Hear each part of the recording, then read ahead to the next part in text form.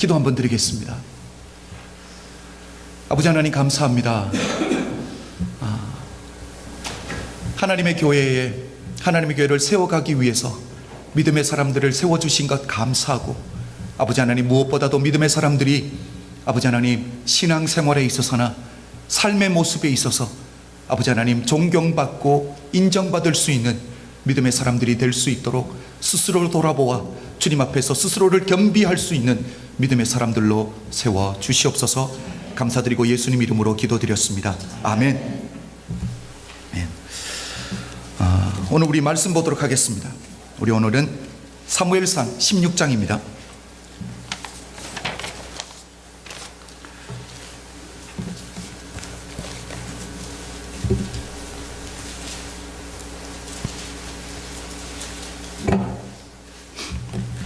사무엘상 16장 우리 1절부터 마지막 절인 23절까지인데 다 읽을 수는 없고 저희 1절부터 7절까지 함께 봉독하도록 하겠습니다. 사무엘상 16장 우리 1절부터 7절까지 다 함께 봉독합니다. 1절입니다. 여호와께서 사무엘에게 이르시되 내가 이미 사울을 버려 이스라엘 왕이 되지 못하게 하였거늘 내가 그를 위하여 언제까지 슬퍼하겠느냐. 너는 기름을 뿔에 채워 가지고 가라. 내가 너를 베들레헴 사람 이새에게로 보내리니 이는 내가 그 아들 중에서 한 왕을 예선하였음이니라. 사무엘이 가로되 내가 어찌 갈 수 있으리이까. 사울이 들으면 나를 죽이리이다. 여호와께서 가라사대 너는 암송아지를 끌고 가서 말하기를 내가 여호와께 제사를 드리러 왔다 하고 이새를 제사에 청하라. 내가 너의 행할 일을 가르치리니 내가 내게 알게 하는 자에게 나를 위하여 기름을 부을지니라. 사무엘이 여호와의 말씀대로 행하여 베들레헴의 이름에 성읍 장로들이 떨며 그를 영접하여 가로되 평강을 위하여 오시나이까. 가로되 평강을 위함이니라. 내가 여호와께 제사하러 왔으니 스스로 성결케 하고 와서 나와 함께 제사하자 하고 이새와 그 아들을 성결케 하고 제사에 청하니라. 그들이 오매 사무엘이 엘리압을 보고 마음에 이르기를 여호와의 기름 부으실 자가 과연 그 앞에 있도다 하였더니 여호와께서 사무엘에게 이르시되 그 용모와 신장을 보지 말라. 내가 이미 그를 버렸노라. 나의 보는 것은 사람과 같지 아니하니 사람은 외모를 보거니와 나 여호와는 중심을 보느니라. 아멘. 아멘. 저는 이번 주 계속 지난주부터 누가복음 16장에 있는 우리가 너무 잘 아는 이야기, 부자와 거지 나사로에 대한 이야기를 한 2주 정도 계속 묵상을 해오고 있습니다. 그래서 지난주 화요일 날 새벽 기도 때 이 말씀을 가지고 짧게 말씀도 나누었는데요. 제가 이 말씀을 묵상하면서 평소에 제가 수없이 읽고 묵상했던 부분인데 제가 새롭게 깨달은 부분이 있는데 그 부분을 보면서 제가 웃었던 부분이 있습니다. 제가 웃었던 부분이 있어요. 이 두 사람을 보면 이 두 사람은 전혀 비교의 대상이 될 수 없는 사람입니다. 그렇죠? 이 부자를 성경에서 어떻게 소개하고 있냐면 자색 옷과 고운 베옷을 입고 날마다 호화로이 연락하는 데라고 소개하고 있고요. 이에 반대로 거지 나사로는 이렇게 소개합니다. 헌대를 앓으며 그 부자의 대문에 누워있다라고 소개를 하고 있습니다. 겉으로 풍겨지는 모습만 보면 이 두 사람은 전혀 비교할 수 없는 비교의 대상이 아니라는 거죠. 부자는 너무 화려하고 이에 반해서 거지 나사로는 너무 비참한 인생, 처량한 인생을 살아가고 있다라는 거죠. 그런데 제가 이 부자와 거지 나사로의 이야기를 묵상하면서 금방 말씀드렸던 웃었던 부분이 어딘지를 제가 말씀을 드리려고 하는데, 그 부분이 어디냐면 이 부자와 나사로가 무엇을 먹는가를 보고 제가 웃게 되었다라는 거예요. 여러분, 성경을 보면 이 거지 나사로가 무엇을 먹었다라고 이야기하는지 여러분 기억나세요? 성경을 보면 이렇게 말합니다. 부자의 상에서 떨어지는 것을 먹었다라고 이야기를 하고 있습니다. 부자의 상에서 떨어지는 것. 그러면서 제가 생각했던 게 뭐냐면, 결국 그들이 먹는 것에 있어서만큼은 누가 먼저 먹는지, 누가 나중에 먹는지 이 시간의 차이만 조금 있을 뿐 메뉴상으로 보면 별 차이가 없다라는 생각을 하고 제가 웃게 되었다라는 거예요. 그렇죠? 부자가 먹다가 흘린 것 거지 나사로가 주워 먹으니까 시간 차이만 있을 뿐 메뉴는 별 차이가 없을 거예요. 그렇죠? 그러면서 제가 이 부자와 나사로의 이 이야기를 묵상하면서 새롭게 보게 된 것이 한 가지가 있는데, 무엇을 먹고 무엇을 마시는가, 우리 인생에 있어서 아주 중요합니다. 그렇죠? 그래서 우리 성도님들이 또한 이 세상에서 열심히 일하시는 이유가 이것도 한 가지 이유 중에 하나일 거예요. 그렇죠? 그런데 오늘 성경에서 이야기해 주고 싶은 건 뭐냐면, 결국 무엇을 먹을까 무엇을 마실까는 비본질적이라는 것. 제가 설교를 할 때 비본질적이라는 것은 영원하지 못한 것을 이야기합니다. 우리가 육신을 입고 있을 때만 필요한 것을 비본질적이라고 정의를 하겠습니다. 그래서 이 비본질적인 것에 있어서는 거지는 그렇잖아요.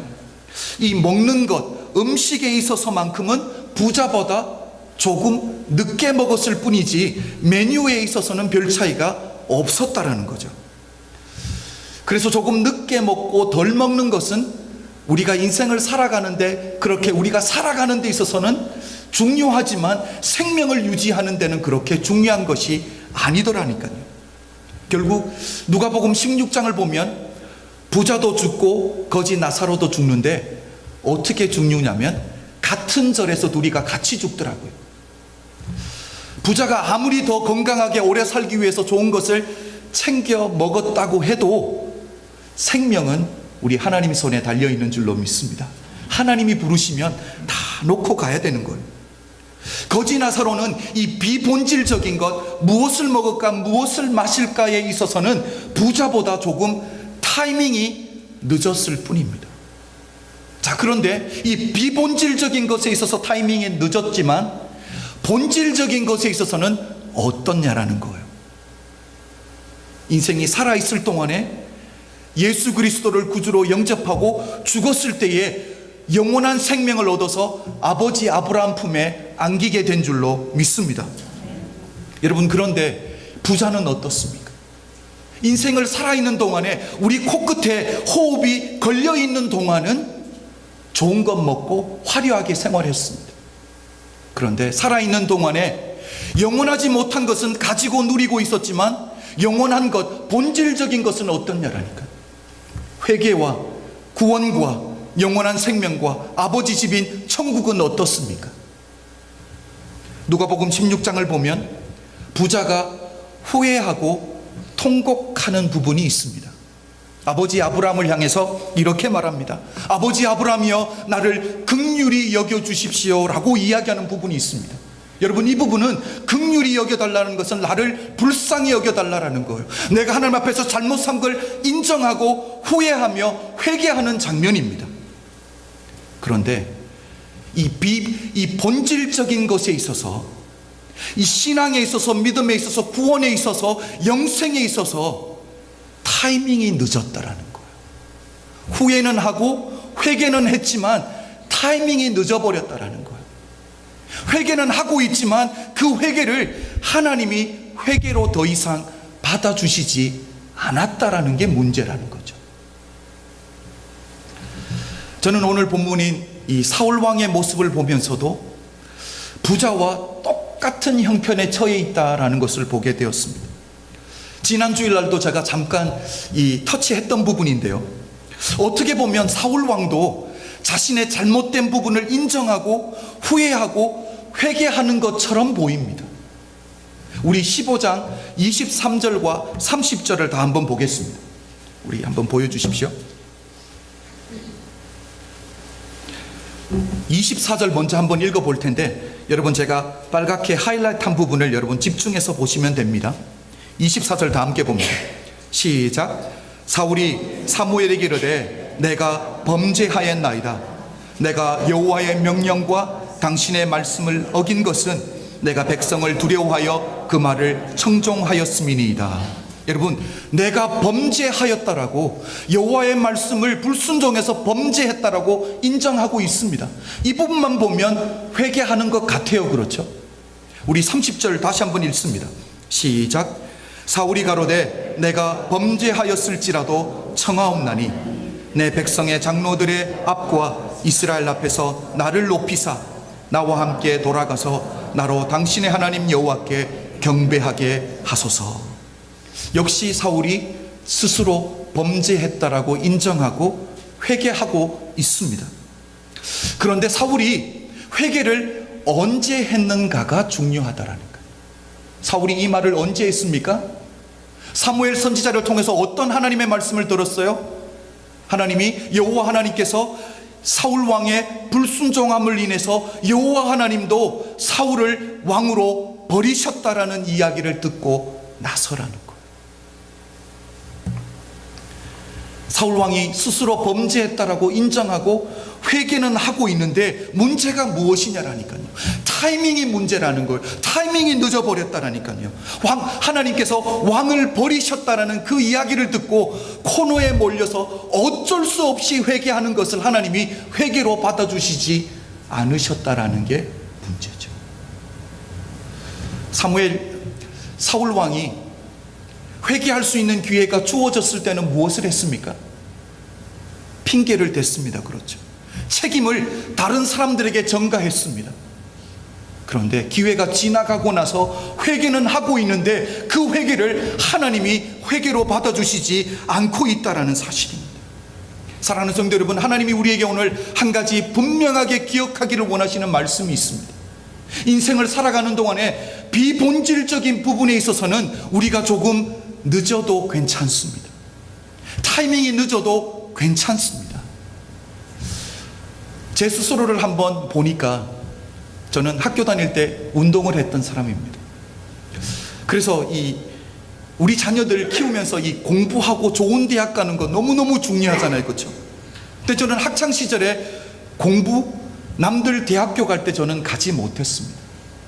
그런데 나중에 깨닫고 삶을 들이면서 열심히 살아가다 보니까 지금 제 또래에 있는 사람들과 보면 그때는 제가 너무 뒤처져 있었던 것 같은데 학력으로만 보면 살아가는 삶의 레벨은 말고요. 저는 목회자니까 학력만 보면, 가방끈만 보면 그렇게 길이가 차이 나지 않더라니까요.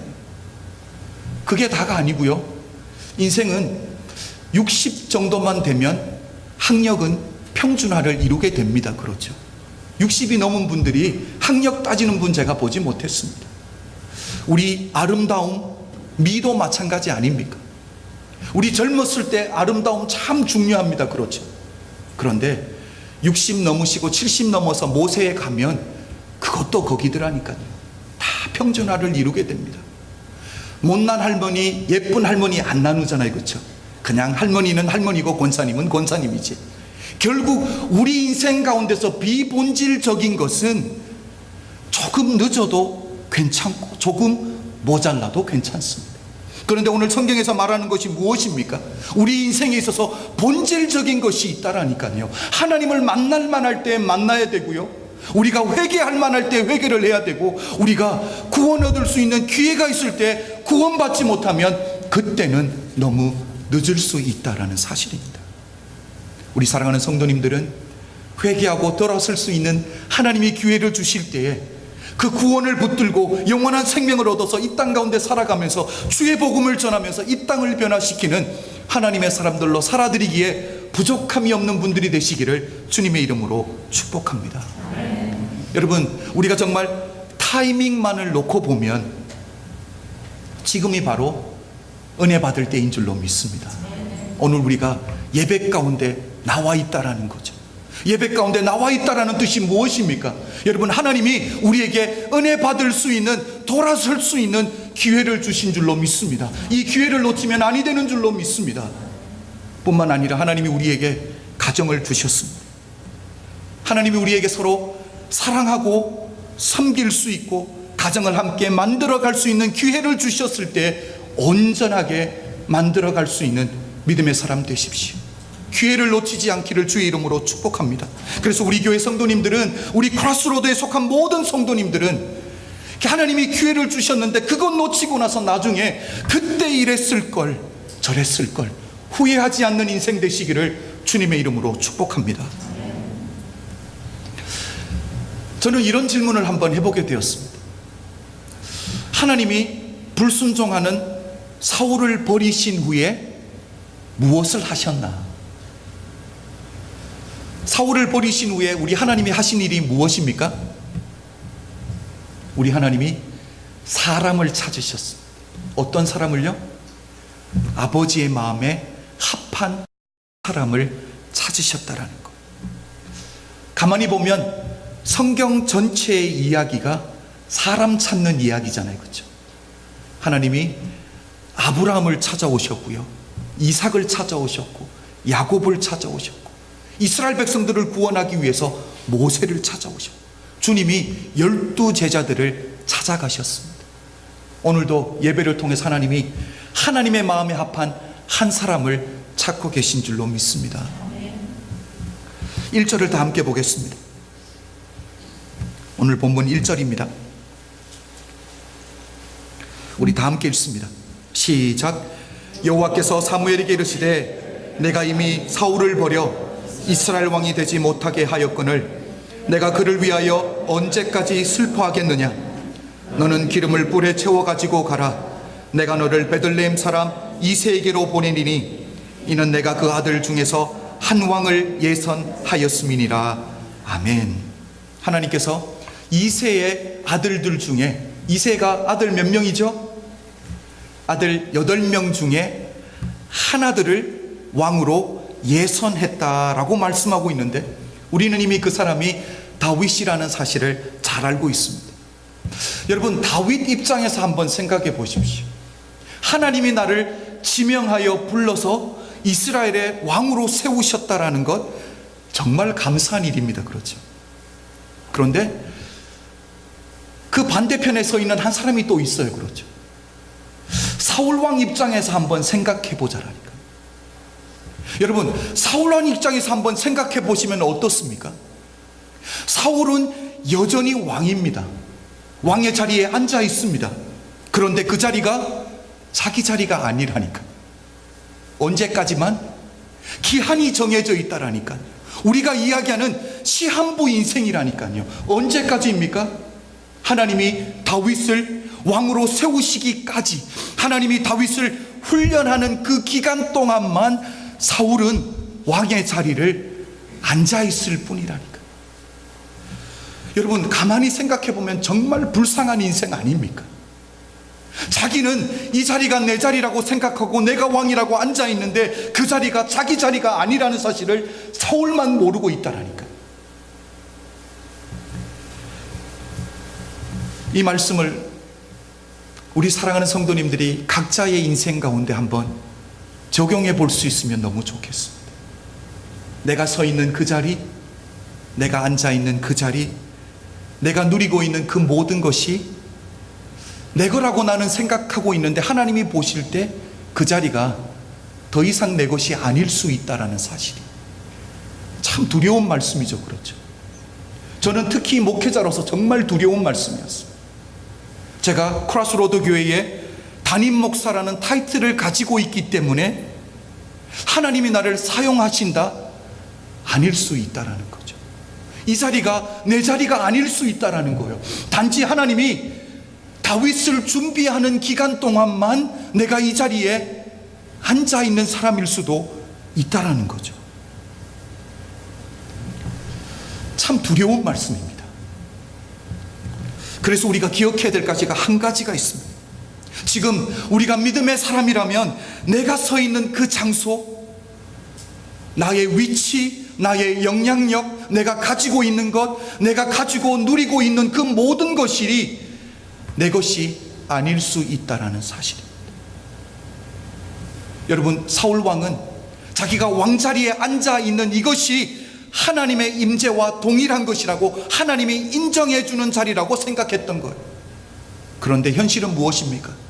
사울 왕은 이미 하나님으로부터 버림을 받았다라는 거죠. 그런데 그 자리만 지키고 있는데 자기만 모르고 있다라는 사실이죠.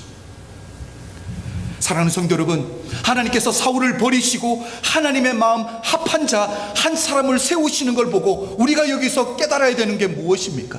무슨 일이 있어도 나는 하나님 아버지의 마음에 합한 자가 되어야 될 줄로 믿습니다. 무슨 일이 있어도 나는 하나님 아버지의 마음에 쏙 드는 사람들이 되시길 주의 이름으로 축복합니다. 저는 사울 왕의 이야기를 보면서 한 가지를 보게 된 게 뭐냐면, 하나님 아버지께 버림을 당하고 나면 하나님의 계획과 하나님의 뜻에 나는 가리워지는 사람이 되더라니까. 하나님께서 사무엘 선지자에게 뿔에 기름을 채워서 베들레헴에 가서 이새의 아들들 중에 한 아들에게 기름을 부으라고 말씀을 하십니다. 하나님이 명령하셨을 때 사무엘의 반응이 무엇이었습니까? 처음에는 두려움이었어요. 그렇죠? 왜 두렵습니까? 여전히 사울 왕이 왕의 자리에 앉아 있는데, 사울 왕이 살아 있는데 어느 한 사람에게 기름을 부어서 왕을 세운다라는 것은 정치적으로 보면 뭐예요? 반란을 일으키는 거예요. 그렇죠? 반역을 일으키는 거죠. 그래서 사무엘 선지자가 쿠데타의 주동자가 되어서 생명이 위태로울 수 있다라는 거죠. 그래서 사무엘 선지자가 두려워합니다. 이때 하나님이 해결책을 주시는데 2절과 3절입니다. 우리 2절과 3절 다 함께 읽어봅니다. 2절과 3절 다 함께 읽습니다. 시작. 사무엘이 가로되 내가 어찌 갈 수 있으리이까? 사울이 들으면 나를 죽이리이다. 여호와께서 가라사대 너는 암송아지를 끌고 가서 말하기를 내가 여호와께 제사를 드리러 왔다 하고 이새를 제사에 청하라. 내가 너의 행할 일을 가르치리니 내가 내게 알게 하는 자에게 나를 위하여 기름을 부을지니라. 혹시 이 부분을 보면서 하나님께서 사무엘 선지자에게 거짓말 시키시네 라고 해석하면 안 됩니다. 이 말씀은 영적으로 보아야 되고 영적으로 해석해야만 되는 거예요. 여러분, 하나님께서 선택하신 하나님에게 있어서는 가장 귀한 백성입니다. 이스라엘 백성들을 위해서 왕을 세우는 일이에요. 얼마나 소중하고 얼마나 귀한 일입니까? 이렇게 귀한 일을 하나님이 계획하시고 하나님이 진행하시는데 누구만 몰라요? 누구에게만 가리워져 있어요?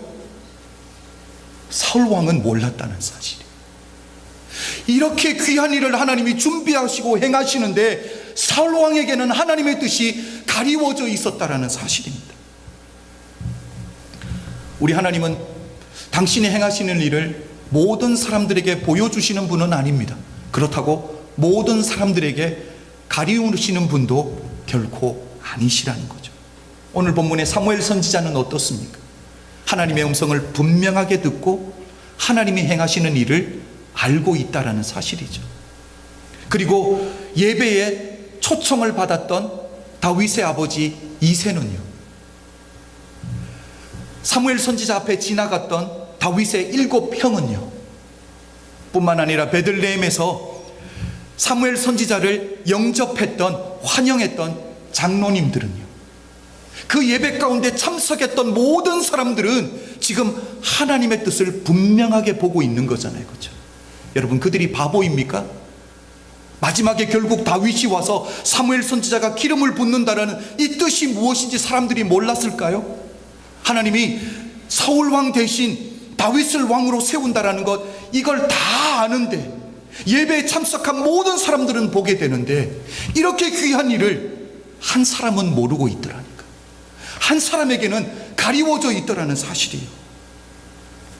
이것을 영적인 눈으로 볼 때 얼마나 안타까운 이야기인 줄 모릅니다. 그런데 제가 가만히 묵상하다 보니까 이게 사울왕만의 문제가 아니라 오늘날 신앙생활하고 있는 우리의 문제이기도 하더라니까요. 주일 성수 합니다. 그렇죠?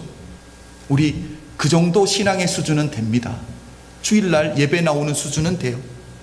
그러나 예배 가운데 앉아는 있는데, 예배에 출석은 했는데 하나님의 은혜를 전혀 경험하지 못하고 성령님의 인재를 전혀 경험하지 못하고 성전 뜰만 밟고 갈 때가 얼마나 많이 있냐라니까.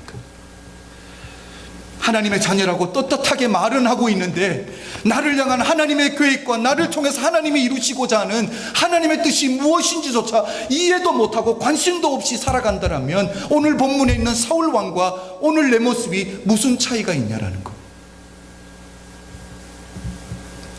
신앙생활을 한다고 하는데, 믿음이 있다고 하는데, 그 신앙이, 그 믿음이 내 생각과 내 언어조차 변화시킬 수 없다면, 작은 내 인생 하나, 내 가정 하나 변화시킬 수 없는 믿음과 신앙이라면 얼마나 부끄러운 신앙인입니까?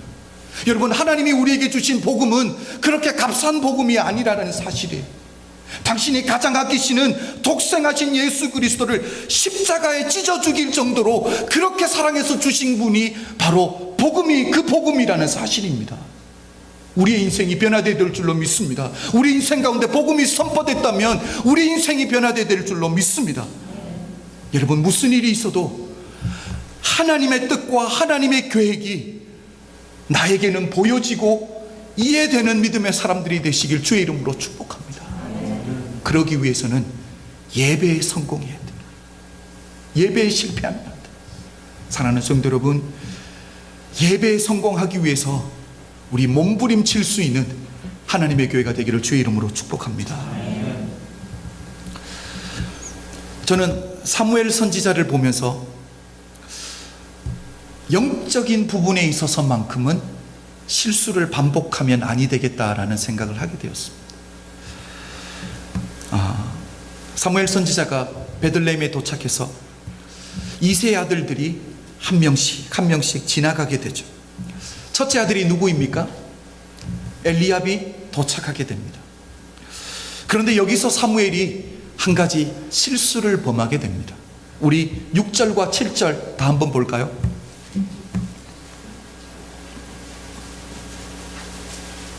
우리 6절과 7절 다 함께 읽습니다. 시작. 그들이 오매 사무엘이 엘리압을 보고 마음에 이르기를 여호와의 기름 부으실 자가 과연 그 앞에 있도다 하였더니 여호와께서 사무엘에게 이르시되 그 용모와 신장을 보지 말라. 내가 이미 그를 버렸노라.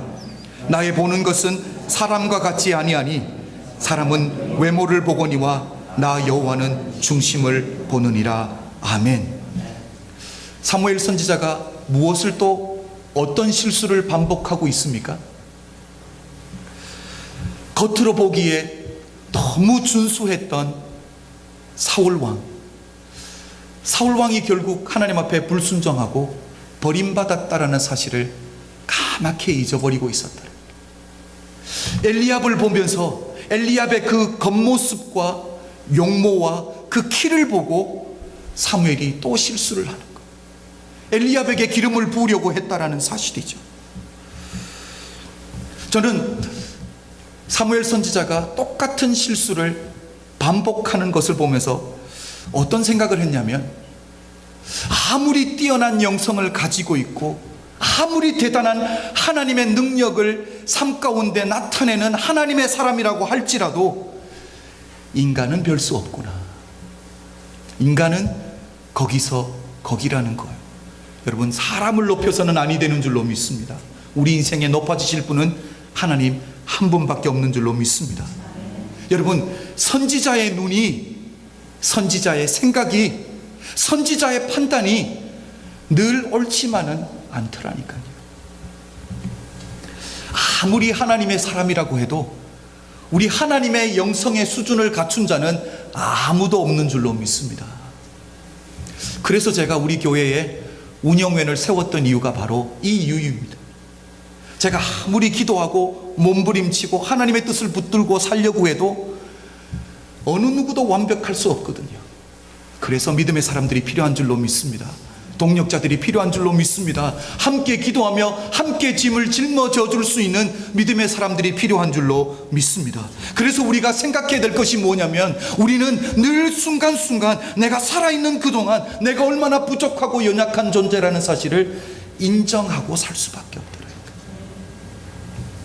기억하십시오. 하나님이 우리를 지명하여 불러주시고 영원한 생명을 주신 이유가 우리의 인품과 우리의 성품이 특출나게 뛰어나서가 아니잖아요. 그렇죠? 하나님의 사용하시기에 전혀 불편함이 없이 훈련을 잘 받았기 때문이 아니잖아요. 그렇죠? 어떤 일을 맡겨도 하나님의 영광을 멋지게 드러낼 만큼 그렇게 멋진 성품을 가지고 신앙을 가지고 있는 사람들도 아니라는 사실이죠. 그래서 우리가 붙들어야 될 분은 하나님 한 분인 줄로 믿습니다. 우리가 의지해야 될 분이 하나님 한 분인 줄로 믿습니다. 내 경험, 내 의가 아니라 하나님 한 분 붙드는 믿음의 사람들이 되시길 주의 이름으로 축복합니다. 저는 마지막으로 오늘 결국 하나님이 마음에 합한, 당신이 찾으시는 한 사람을 찾으시는데, 우리 하나님이 찾으시는 그 한 사람, 하나님 아버지의 마음에 합당한 자 다윗의 삶을 통해서 우리도 하나님 아버지의 마음에 합당한 자들로 세워지기를 원하는데, 다윗에게 볼 수 있는 저는 두 가지만 오늘 본문에서 여러분과 함께 나누고 말씀을 마무리하려고 합니다. 첫 번째는 이겁니다. 우리 하나님은 겸손하게 주어진 일에 책임을 다하는 자를 찾으신다라는 사실입니다. 여러분, 다윗과 함께 양을 치고 있던 7명의 형이 사무엘 목사님이 오셨다고 사무엘 선지자가 와서 예배를 드리는데, 아버지 아들들 초대받았는데 자기들은 스스로 정결케 하고 가면서 다윗에게 뭘 맡깁니까? 양들을 맡기고 간다라는 사실이죠. 많은 신학자들이 이때 다윗의 나이가 15살에서 17살 정도 된다라고 합니다. 상황 돌아가는 거 다 볼 수 있는 나이예요. 그렇죠? 어린 나이가 아니라는 거죠. 여러분, 이 정도의 나이인데 형들 다 사무엘 목사님 오셔서 예배 드리러 가는데 혼자 들에서 양치고 있으라 한다. 여러분 어떻게 하실 것 같아요? 제가 치면 따지고 들었을 거예요. 나는 아버지 자식 아니냐고, 나도 가야 되는 것 아니냐고 따질 것 같은데, 다윗이 뭐라고 말합니까? 다윗은 스스로 자기가 작은 자라는 걸 아는 거예요. 사무엘 선지자가 와서 예배를 드리는데 나 같은 것은 아니 가도 괜찮을 정도로 스스로를 작게 여겼다는 사실, 하나님 앞에서 겸손하게 여겼다는 사실, 여러분 기억하십니까? 사무엘 선지자가 지난주에 사울 왕에게 뭐라고 말했습니까? 왕이 스스로 작게 여길 그때 하나님이 왕으로 기름 부어 주셨더라. 다윗이 스스로 작게 여길 때에 형들은 충분히 사무엘 목사님과 함께 예배 드릴 수 있는 조건을 갖췄는데, 나는 너무 부족한 자라는 걸 인정하고, 오케이, 나는 그러면 내게 맡겨준 것 최선을 다하고 있을게. 그 모습을 주님이 보신 줄로 믿습니다. 여러분, 우리가 하나님 앞에 설 때는 내가 얼마나 부족한 자인지, 그럼에도 불구하고 내게 맡겨주시는 그 하나님의 사명, 다윗처럼 충성을 다할 때, 그때 하나님이 너 내 마음에 합하다라는 음성을 들을 수 있는 믿음의 사람들이 되십시오. 두 번째입니다. 우리 하나님은 성령에 감동된 자를 찾습니다. 자, 우리 13절을 한번 보도록 하겠습니다. 제가 뒤로 따라 구절을 올리지 않았으니까 성경을 보셔야 될 거예요. 13절입니다. 우리 다 함께 읽습니다. 시작. 사무엘이 기름불을 취하여 그 형제 중에서 그에게 부었더니 이날 이후로 다윗이 여호와의 신에게 크게 감동되니라. 사무엘이 떠나서 라마로 가니라. 오늘 본문을 보면 다윗이 사무엘 선지자를 통해서 기름 부음을 받습니다. 왕으로 기름 부음을 받는데, 기름 부음을 받았다라고 다윗이 왕이 바로 되는 건 아니에요. 그렇죠? 이 이후에 최소한 15년 정도 하나님이 훈련을 ha십니다. 최소한 15년. 기름 부음을 받을 때가 15살에서 17살인데 진짜 왕이 되는 나이가 몇 살이에요? 30이잖아요. 그렇죠? 이 성경에 있어서 이 30이라는 숫자는 참 중요합니다. 다윗이 30에 왕이 되고요, 요셉이 30살에 국무총리가 되고요, 예수님이 30에 사역을 시작하십니다. 그래서 성경에 있어서 이 30이라는 숫자는 아주 중요하고요, 40이라는 숫자도 중요한데 부정적으로 중요한 거거든요. 그래서 이제 30을 바라보고 30 가까이에 있는 분들은 인생을 잘 살아야 돼요. 왜? 중요한 나이기 때문에. 오늘 다윗이 기름 부음을 받고 어떤 현상이 일어났습니까? 성령 충만, 성령의 감동이 임했다라고 말하고 있습니다. 그런데 재밌는 건 다윗이 오늘 기름 부음을 받고 왕으로 세워지기까지 기름 부음을 2번 더 받습니다. 모르겠어요. 성경에 나타나 있는 건 2번 더니까. 그래서 총 왕으로 세워지기 전까지 3번의 기름 부음을 받게 됩니다. 저는 이것을 통해서 아니 왕으로 기름 부음을 1번만 받으면 되는데 왜 2번을 더 받아서 총 3번을 기름 부음을 받을까? 라는 질문을 하고 있는데 하나님 한 가지 깨달음을 주셨어요. 오늘날 예수 믿는 우리에게 이 말씀을 주시기 위함인 줄로 믿습니다. 여러분, 기름 부음을 받고 성령이 충만했다라는 것은 바로 기름 부으심은 성령의 임재를 뜻하는 거예요. 여러분, 성령의 충만함, 성령의 임재는 한 번만 받아서 아니 되는 줄로 믿습니다. 한 번으로 만족하면 아니 되는 줄로 믿습니다. 우리 인생 가운데 계속적으로 끊임없이 사모해야 되는 것이 바로 성령의 충만, 성령의 감동인 줄로 믿습니다. 그래서 오늘도 우리가 예배 가운데 나와 있는 줄로 믿습니다. 다윗이 성령 충만하고 성령의 임재하심과 성령의 인도하심 가운데 있을 때 그 모습을 보고 하나님이 다윗 너 내 마음에 합한 자야 라고 말해준 거. 저는 우리 교회 모든 성도님들이 하나님이 인정해 주시는 너 내 마음에 정말 합한 자야 라는 그 한마디 들을 수 있는 믿음의 사람들이 되시길 주의 이름으로 축복합니다. 그래서 우리 사랑하는 성도님들이 사모해야 될 것은 한 가지입니다. 바로 우리 주님인 줄로 믿습니다. 여러분, 모든 것 얻었는데 주님 잃어버리면 다 잃어버린 거예요. 그런데 주님만 얻으면 다 얻은 것인 줄로 믿습니다. 그래서 오늘도 우리가 결단해야 되는 것은 아버지, 내가 주님 가까이 나아가겠습니다.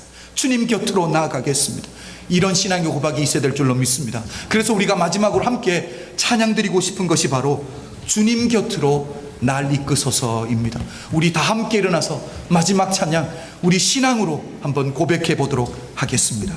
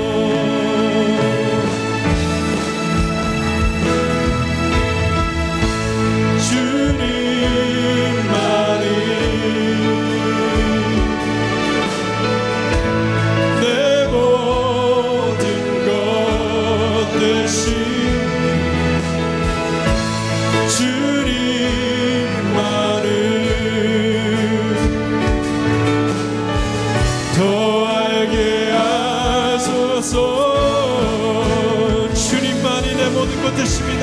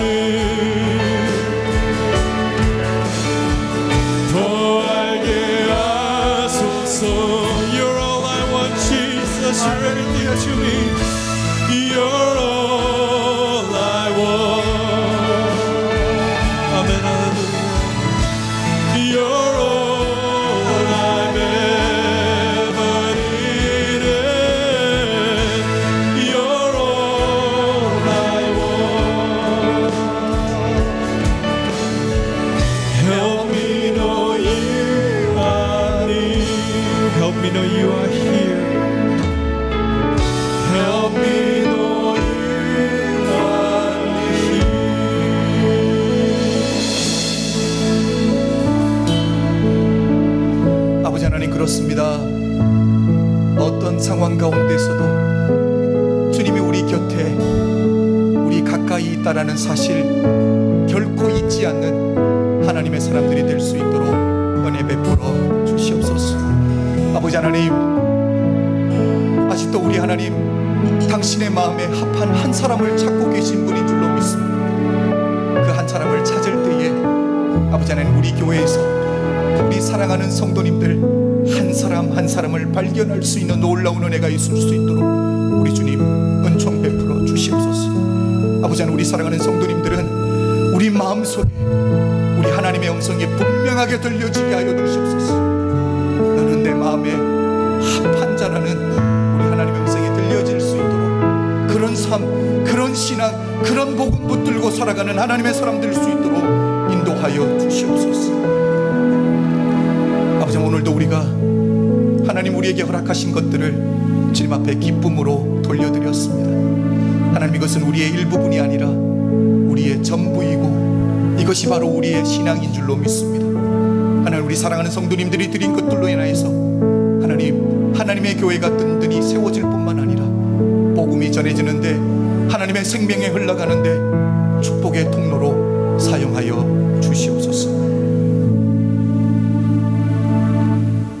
지금은 우리 주 예수 그리스도의 은혜와 독생자를 아낌없이 허락하신 하나님 아버지의 극진하신 사랑과 성령님의 감화감동 역사하심이 오늘 이곳에 모인 모든 성도님들 머리 위에 지금부터 영원토록 함께 계실지어다. 아멘.